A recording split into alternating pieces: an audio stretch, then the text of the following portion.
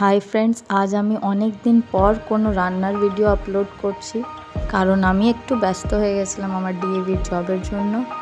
আজ আমি বানাচ্ছি চিংড়ির মালাইকারি।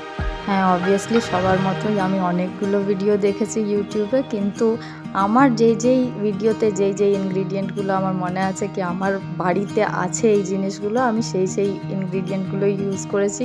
হ্যাঁ, অথেন্টিক চিংড়ি মালাইকারি যেটা বলে সেটা হয়তো আমি তৈরি করিনি। আমি ফার্স্টে চিংড়িগুলোকে ম্যারিনেট করেছিলাম নুন হলুদ দিয়ে, দেন ওটাকে ফ্রাই করে নিয়েছিলাম। আর একটা পেস্ট তৈরি করেছি কাজু, পোস্ত আর সর্ষে বাটা দিয়ে। তারপর সরষের তেলে একটু গরম মশলা, তেজপাতা গুঁড়ো দিয়ে সব কিছুই পেস্ট ইউজ করেছি যাতে গ্রেভিটা ঠিক হয়। অনিয়ন পেস্ট, গার্লিক, জিঞ্জার, যাবতীয় যা দিই আমরা জেনারেল তরকারিতে, টমেটো পেস্ট আর সব স্পাইসেসগুলো, নুন, হলুদ, জিরে গুঁড়ো, ধনে গুঁড়ো, গোলমরিচ গুঁড়ো, একটু সামান্য চিনি দিয়ে ওটাকে ভালো করে কষিয়েছি। মশলাটা যখন দেখলাম কষে গেছে, তখন ওই পেস্টটা যেটা আমরা রেডি করেছিলাম সেটাকে দিয়ে একটু আরও কষালাম।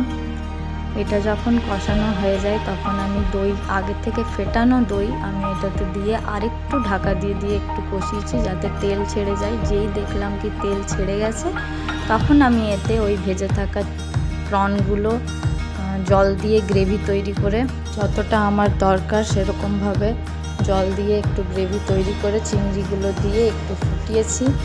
আর তারপরে লাস্টে আমি বাটার আর গরম মশলা দিয়ে এটাকে 2 ফুট মতো ফুটিয়ে আর নামিয়ে দিয়েছি। আশা করি আপনাদেরও ভালো লাগবে, খুব বেশি একটা খারাপ হয়নি। বাই বাই সবাইকে, ভালো থাকবেন, সুস্থ থাকবেন।